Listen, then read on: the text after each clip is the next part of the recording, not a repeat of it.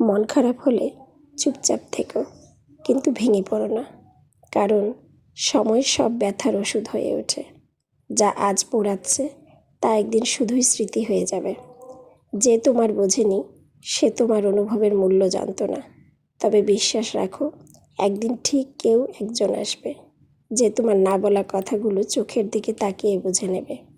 একদিন তুমি হাঁটতে হাঁটতে থেমে যাবে একটা চেনা রাস্তার মোড়ে, যেখানে হাওয়ার ছোঁয়ায় তোমার ভেতরের সব ব্যথা হালকা হয়ে যাবে। তুমি বুঝবে বেঁচে থাকার মানে শুধু কারো সঙ্গে থাকা নয়, নিজেকে ভালো রাখা। এটাও একটা সুন্দর ভালোবাসা। বাস্তবতা কখনো মধুর নয়। এখানে চোখের জল লুকিয়ে রাখতে হয়, মন ভাঙলেও হাসি মুখে থাকতে হয়। কারণ সবাই শুধু জানতে চায় তুমি ভালো তো। বাস্তবতা শেখায় যে মানুষ একদিন পাশে ছিল সেই একদিন অচেনা হয়ে যায়। ভালোবাসা থাকলেই কেউ পাশে থাকে না। পাশে থাকার জন্য দরকার উপলব্ধি।